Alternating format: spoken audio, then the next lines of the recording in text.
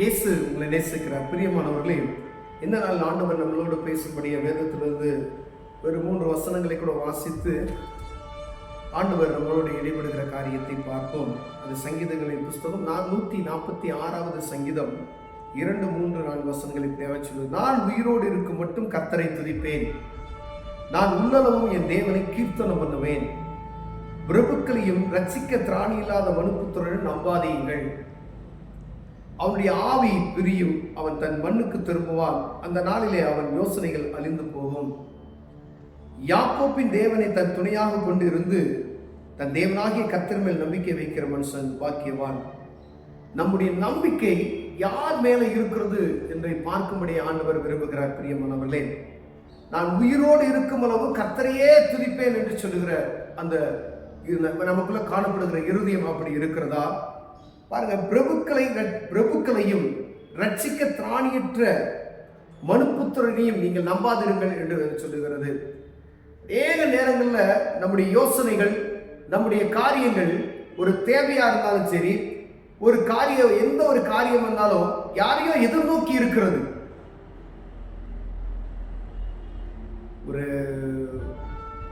வீட்டில் ஒரு வேலை செய்யணும் அப்படின்னாலும் சரி, வியாபார ஸ்தலத்தில் ஒரு வேலை செய்யணும்னாலும் சரி, இல்லை ஊழியத்தின் பாதையில் நீங்கள் ஒரு காரியத்தை செய்யணும்னாலும் சரி, உடனே மனுஷங்களை தான் நம்ம நம்புறோம். மனுஷனை பார்த்து இவங்களா என்ன செய்யலாம், அதுக்கு என்ன ஐடியா பண்ணலாம் அப்படின்னு முதல் கேட்கறது அது. ஆனா ஆண்டவர் சொல்கிறார், பிரபுக்களையும் அவங்கள நம்பாதீங்க. பிரபுக்கள், ராஜாக்கள், அதிகாரிகள், ஒரு தலைவர்கள், உங்க குடும்பத்தில் இருக்கக்கூடிய பெரியவர்கள், அவர்களை நீங்க போய் அவங்க பெரியவர்களுக்கு மரியாதை கொடுக்க வேண்டும் என்பது முக்கியமான ஒரு அவசியம்.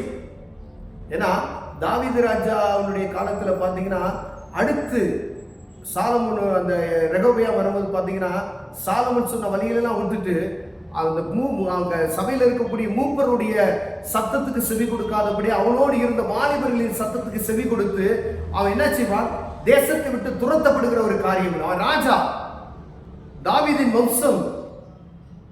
ஆனா அவன் வாலிபர்களோடு சேர்ந்து அவர்கள் கொடுக்கக்கூடிய ஆலோசனையை அவன் பெற்றுக்கொண்டு செயல்பட்டது நிமித்தமாய் இஸ்ரவேல் ஜனங்கள் எனக்கு ராஜா வேணும் வெடிப்போம் அப்படின்னு சொல்றாங்க. அப்ப முதியவர்களின் ஆலோசனை எவ்வளவு இன்பமானது பாருங்களேன். அவங்களுக்கு நன்மை செய்யுங்க, அவங்க கஷ்டப்படுத்துறாங்க உங்க அப்பா, அவங்க படுத்ததை இன்னும் எளிமையாகும் அப்படின்னு சொல்றாரு. அப்ப பிரபுக்களை நம்பாதீங்க, ஒரு நாள் அழிஞ்சு போவாங்க. அவங்க வார்த்தைகளை நம்பாதீங்க. அதற்கு முன்பதாக இயேசுவை நோக்கி நீங்க பாருங்க, உங்களை படைத்த தெய்வத்தை நோக்கி நீங்க பாருங்க, உருவாக்கினவரை நோக்கி பாருங்க. வானத்தை நோக்கி அண்ணாந்து பார்த்து ஆண்டவரே என்று சொல்லுவீர்களாம், அவரையே நோக்கி பார்க்கணும். நம்மளுடைய பார்வை, நம்முடைய எண்ணம், ஏக்கம், தவிப்பு எல்லாமே ஒருவரை மாத்து சார்ந்திருக்கணும், படைத்தவரை மாத்து சார்ந்திருக்கணும். பிரியமானவர்களே, ஒருவேளை ஒரு குறிப்பிட்ட இப்படி ராஜாக்களையோ இல்லை யாரையோ நம்பி இருப்போமே, ஆனால் அது என்ன செய்யும், ஒரு நாளைக்கு அவர்கள் மறைந்து போவார்கள், அவருடைய யோசனைகளும் மறைந்து போகும். ஆனா நீ தேவ சமூகத்தில் வச்சிருந்தால் எந்த நாள் சரி அந்த யோசனைகள் ஒரு நாள் அழிக்கப்படாது. ஆண்டவர் அதை திட்டமிட்டபடி அதை சரியான நேரத்தில் அதை சரியாக செய்வார். தாவீதை ஆண்டவர் அபிஷேகம் செய்தார். ஏதோ ஒரு குறிப்பிட்ட மனிதனுடைய அபிஷேகம் கிடையாது. ஆனா ஒரு குறிப்பிட்ட நாள் வரைக்கும் யாரும் அந்த அரசவைக்குள்ள உள்ள நுழையவே முடியல.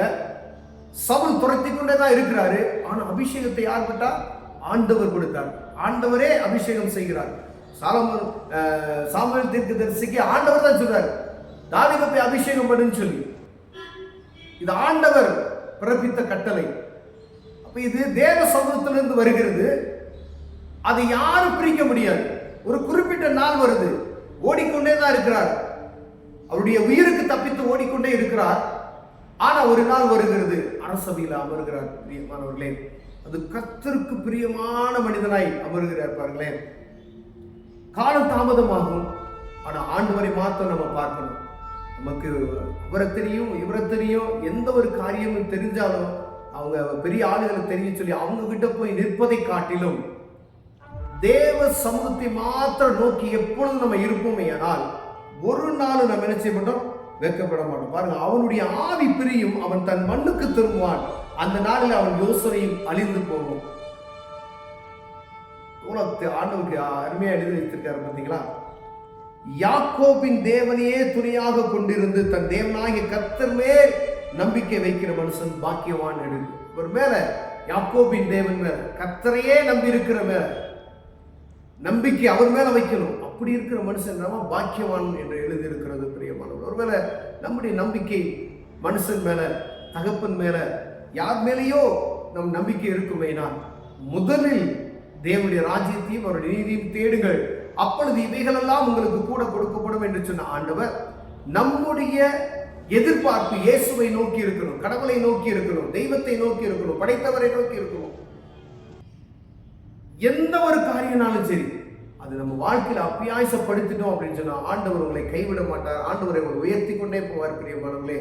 ஒருவேளை இப்படிப்பட்ட நம்முடைய ஆவிக்குரிய வாழ்க்கையில இந்த சூழ்நிலைகள் இப்படிப்பட்டதான நடைமுறைப்படுத்தாவது அப்படி இருப்போமே ஆனால் அவரை மாத்திரம் நோக்கி நீங்கள் இருந்து பழகுங்க. ஆண்டவர் உங்களை நடத்துவது வித்தியாசமா இருக்கும். பெரிய காரியங்களை செய்வார், அற்புதங்களை செய்வார். கண்களை முழுவதும் ஜெபம் செய்வோம். ஆண்டவரே, நாங்கள் இந்த பூமியில இருக்கிற வரைக்கும் எந்த ஒரு மனிதனையும் யாரை சார்ந்து நோக்கி ஆண்டவரே இல்லாதபடிக்கு உண்மையே நோக்கி பார்க்கிற இருதயத்தை எங்க தாங்க. ஒரு காரியம் வேணும்னா உமது சமூகத்துல முதல்ல நாங்கள் அதை தெரியப்படுத்தி பின்பு அதை ஆண்டவரை எங்கள் மூப்பர்களுக்கு தெரியப்படுத்த உதவி செய்கிறார். முதலில் தேவனுடைய ராஜ்யத்துக்கு அதை தெரியப்படுத்த எங்களுக்கு உண்மையே நோக்கி பார்க்கிற இருதயத்தை தாங்க. இயேசுவின் நாமத்திற்கு ஆமென்.